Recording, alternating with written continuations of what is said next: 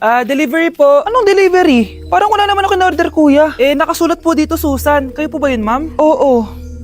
Sige, baka nakalimutan ko lang. Nay, ano po yan? Cellphone? Di ba mahal to? Opo, Nay. Paano ka nakabili niyan? Siguro nanalo ng raffle si nanay. Nay? Oo, anak. Bakit? Nabalitaan niyo na ba, Nay? Uso yung mga scammer ngayon. Totoo ba? Grabe na talaga ngayon, anak. Sabi sa nakita ko, Nay, nang scam daw siya ng mamahaling cellphone gamit ang credit card ng ibang tao. At ito pa yung malala, Nay, nang scam daw din siya ng pera. Delivery po. May delivery ata, anak. Delivery po. Ikaw na naman, kuya. Susan po ulit, ma'am. Wala naman nga ako in-order. Wala akong magagawa dyan, ma'am. Sa'yo nakapangalan eh. Sige na po, una na ako. Ano na naman laman neto? Pera? Ito ba yung sinasabi ni Scarlett na galing sa scam? Pero bakit sa akin nakapangalan? Anong gagawin ko dito?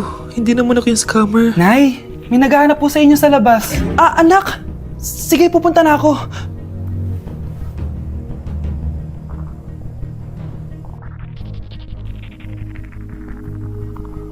Hello po. Ano pong kailangan nila? Kayo po ba si Susan, ma'am? May natanggap po kasi akong report na kayo daw po nangi-scam. Scammer? Hindi ako scammer, Ma'am, sa'yo nakapangalan ng mga parcel. Kaya sumama ka na sa amin. Hindi nga ako scammer! Ikukulong ka na namin. Huwag niyo ko ikulong! Hindi ako scammer! Itigil niyo na yan! Hindi si nanay ang scammer. Pero nasa bahay na to, ang totoong scammer. Hoy bata, huwag kang mga alam. Wala ka namang ebidensya. Pero nay, alam kong hindi ko yung scammer. Tara na, sumama ka na sa akin. Mga anak, aayusin ko to, ha? Babalik din ako, okay? Kung sino man sa inyo yung totoong scammer, umamin na kayo! Nakulong si nanay, di ba? Ate, walang may gustong makulong si nanay. Tsaka bakit kami lang tatlo sinisisi mo? Baka ikaw talaga yung totoong scammer. Imbes na magsisihan tayo, magtulungan na lang tayo para kay nanay. Malalaman ko rin ng totoo. Delivery po! Gabi na, may nagde-deliver pa? Kuya, kaninong parcel yan? Kay Susan po ulit. Ha? Paano nangyari yun? Nasa kulungan na si nanay. Aba ma'am, hindi ko po alam. Taga-deliver lang po ako eh. Sige na po. Oh, nasa gitna yung kalaban ha? Hoy, ayusin mo na itong mga damit mo. Ilagay mo muna dyan sa kama. Oh, ayun na! Paano naman ito laman ng parcel na to? Nakakainis, talo na naman. Ano ba ito? Ba't nandito to? Ito ba yung galing sa scam? Sabi ko na nga ba, ikaw yung scammer! Ate, hindi ako yung scammer. May parcel na dumating at nakapangalan kay nanay. Di ba pang computer to? Ikaw lang naman mahilig mag-computer dito eh. Ano na namang scam ang ginawa mo? Pasalamat ka, minor de edad ka pa. Bawal ka pa makulong. Pasensya na sa ginawa ng anak ko. Pagsasabihan ko to. Basta wag na uulitin ha. Ako na magbibigay sa mga may-ari neto. Sige na. Ang galing mo talaga. Ito, sino to cellphone? Akin tong pera. Mas kailangan ko to. Galingan mo pang mang-scam para mas marami tayong makuha. Bahala sa'yo. Makakaasa ka. Gagalingan ko pa. Hey Susan, someone's calling. Hello anak. Kamusta na kayo dyan? Padala ka ng 10,000 ha? Dahil wala na kaming baon ng mga kapatid ko. Anak, pasensya ka na. Di mo na ako makakapagpadala ngayon. Di ba pumunta ka dyan para sa amin? Wala ka naman palang kwenta eh. Sige anak, gagawin ko ng paraan ha.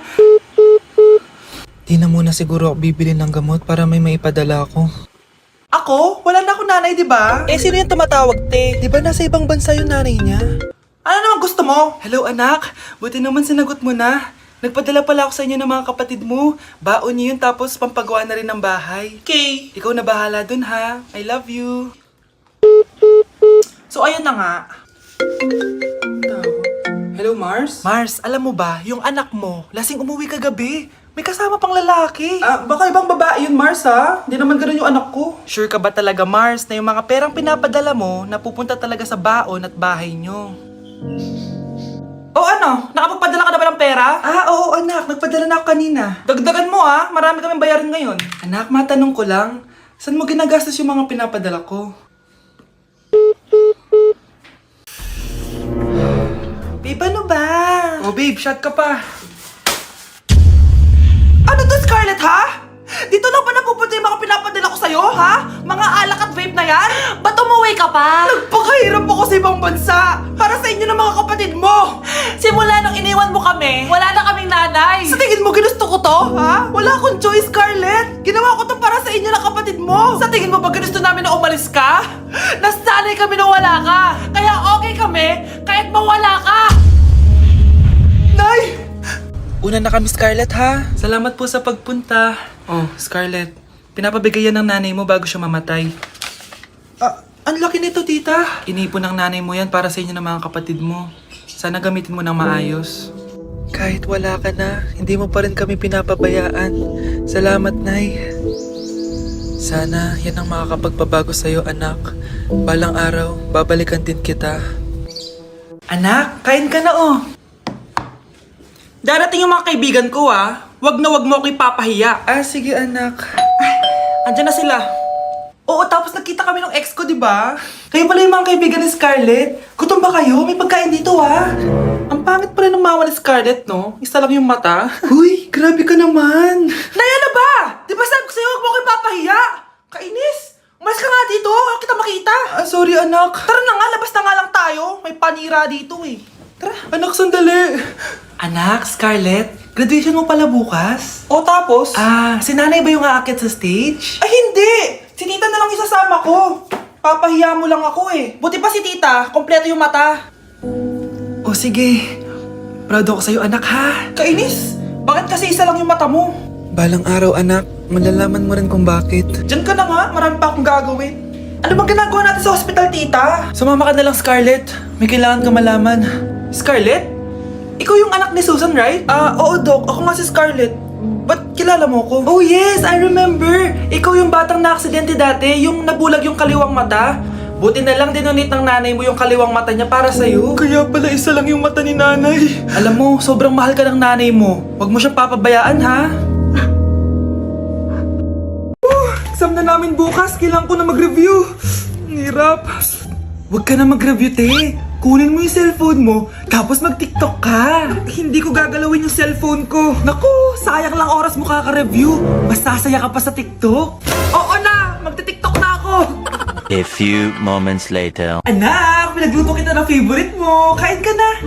Wow, ang sarap ng pagkain. Pero konti lang kakainin ko kasi diet ako eh. Kain ka ng madami. Ubusin mo na lahat. Minsan lang yan. Hindi ako magpapatukso sa pagkain. Konti lang kakainin ko. Sabi nga nila, love your body. Huwag mong pigilan yung sarili mo kung di mo kaya. Go na, ubusin mo na lahat yan. Ina! Oo na! Ubusin ko na lahat to! Anak, sabi ng teacher mo, bagsak ka daw. Simula ngayon, bawal ka lang mag-cellphone ha? Hala, bawal ka daw mag-cellphone? Hindi pwede yan. Magalit ka sa kanya. Anay, sorry. Hindi po kasi ako nakapag-review eh. Walang sorry-sorry sa akin. Bigay mo sa akin phone mo. Kung ako sa'yo, sasagutin ko na yan. Bigay mo sa akin phone mo. Sagutin mo na. Tama na. Anak, okay ka lang? Mukha ba akong okay, Nay? Palaging may bumubulong sa akin. Naku, Diyos ko. Nay, tulungan mo ako. Kaka-TikTok mo yan eh. Tara, dadalhin na kita sa mental hospital. Hi, Mare. Buntis na ako. Ha? Paano ka nabuntis? Wala ka namang asawa. Hello po. Nagbibigay po kami ng pera sa mga nangangailangan. Hello po, Mayor. Ako po, kailangan po namin ng pera. Ay, Mayor, buntis ako, oh. Mas kailangan ko yan. Oo, mas kailangan mo nga kasi buntis ka. Oh, ito, sa'yo na to. Thank you. Tsaka pala, magbibigay kami ng bahay at lupa sa mga may kailangan. Kami po, Mayor, kailangan po namin ng bahay. Wala na po kami pagrenta. Hindi, buntis ako, oh. Kawawa naman yung bata kung wala siyang bahay, di ba? Oo nga, mas kailangan niyo yung bahay. Oh, ito, sa inyo yung bahay. Thank you. Sandali lang. Bakit? Sinungaling tong babaeng to eh. Hindi naman totoong buntis yan. Totoo nga, manganganak nata ako. Manganganak na daw. Manganganak? Tignan ko na lang kung anak yung lumabas dyan. Ang baho, ano yun? Di ba? Sinungaling tong babaeng to. Nagdadalang tae lang pala. Sa akin nyo na lang po ibigay yung pera tsaka yung bahay. Bakit anak? Kasi Nay, buntis ako. Nay, pwede ko pong papuntahin dito yung jowa ko? Anong jowa-jowa? Bawal magpapunta ng jowa dito, ha? Nay, sige na. Aba, pag sinabi kong bawal, Payag ka na, Nay? Sige anak, papuntahin mo na. Dito mo na rin patulugin. Babe, dito ka na daw matulog. Alam mo na. Nay, pwede bang gumala? Ay, hindi pwede. Puro ka na lang gala. Manahimik ka nga dito sa bahay. Kasama ko naman yung anak ng kumari mo eh. Wala akong pake. Bawal. Anong bawal, Nay? Sige, gumala ka na, anak. Ito ATM ko. Kuha ka ng pera dyan. Thank you, Nay. Bro, tara na. Piniyagan na ako. A few moments later. Nay, bagsak po ako sa school. Ha? Bagsak? Yan, puro ka kasi cellphone. Sorry po, Nay. Gagalingan ko po sa susunod. Simula ngayon, bawal na mag-cellphone, ha? Bawal lang ano, Nay? Okay lang yun, anak. Bawal ka na sa susunod. Ito bagong cellphone. Para sa'yo. Wow, thank you po, Nay. Huwag na huwag niyo sasaktan yung mga halaman ko. Magkamatay na tayo. Nay, gutom na ako. Gusto mo na ito? Nakain ko na. Ito, pagkain para sa'yo. Pagpasensyahan mo ng nanay mo, ha? Salamat po. Sana ikaw na lang naging nanay ko. Hoy, anak! Pumasok ka nga dito! Sige na. A few moments later. Nay! Hindi ko yung tunay kong nanay! Ha? Ano ba nagsasabi mo? Bakit hindi nakalagay dito yung pangalan mo? Sinungaling yung papel na yan! Alam mo nga ako yung tunay mong nanay! Itapon mo na nga yan! Sabihin mo na sa kanya yung totoo! Anong totoo? Na ako! Ang tunay mong nanay! Ikaw yung tunay kong nanay? Nagpapatawa ka ba? Sa akin lumabas yan eh! Ano ba talaga? Magpa-DNA test na lang tayo! Malalaman ko na kung sino totoong nanay. Ang tunay mong nanay ay... siya! Siya yung nanay ko? Hindi pwede to! Ayoko! O diba? Tama ako? Ikaw na lang nanay ko! Ampunin mo na ako! Huwag ka na makulit! Palayasin mo na yan! Ayaw kita maging nanay! Ang sama ng ugali mo!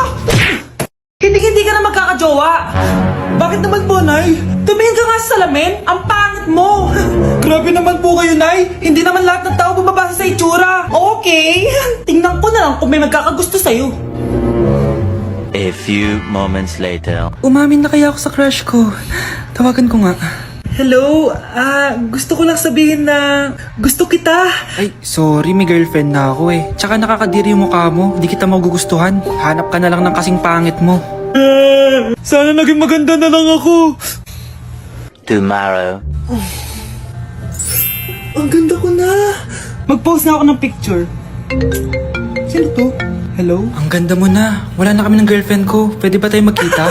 Seryoso ka ba? Maglaway ka. Hi, Nay! Di ba sabi niyo di po ako magkakajowa? May jowa na ako ngayon. Mayaman at pogi. Sorry anak sa mga sinabi ko sa'yo. Babe, halika. Hello po, tita. Nice to meet you. Christian? Nay? Magkakilala kayo, Nay? Anak, siya yung nawawala mo kapatid. Kapatid kita? Oo. Hi, sis. Akin na! Akin na yan! Akin na! Ano ba, ate? Manonood ako ng Euphoria! Manonood ako ng Ben 10! Wala akong pake! Akin na yan! Wala din akong pake sa Euphoria mo! Psst! Huwag kayo mag-away dyan? Isa pa mag-away kayo, ha? Akin na! Sige po, Nay. Yan, kasalanan mo. Yan kasi ang kulit-kulit mo. Kakain na lang ako. Gutom ako. Pengi! Kumuha ka doon! Akin to! Sabi, pengi ako eh! Ano ba akin to eh? Isa lang eh! Isa lang! Ayan ka na naman eh! Akin yan eh! Isa lang eh! Asan na? Akin to! Di ba sabi ko huwag lang kayo mag-aaway? Naririnig ang mga kapitbahay oh! Mga walang iya kayo! Mga walang respeto! Ay, si ano po kasi! Siya po kasi na yun po ako bigyan! Kumakain lang ako dito, bida-bida ka! A few moments later. Ang pogi talaga ni Taeyong. Mas pogi pa ako dyan eh. Ayan na naman, si Pabida. Mas pogi ako dyan, tignan mo naman, kamukha ako si Jungkook. Mukha ka lang talampakan eh, mas pogi sa'yo si Taeyong. Mas pogi nga ako dyan eh. Asawa ko siya! Asawa ko! Ha? Anong asawa? Di ka lang kilala dyan eh. Talaga? Mga punyeta kayo? Sabi ko ba mag-aaway, di ba? O ito tinitor, magsaksakan kayo! Hindi na po, Nay. Nay, sorry po. Ano? Hindi kayo magsasaksakan?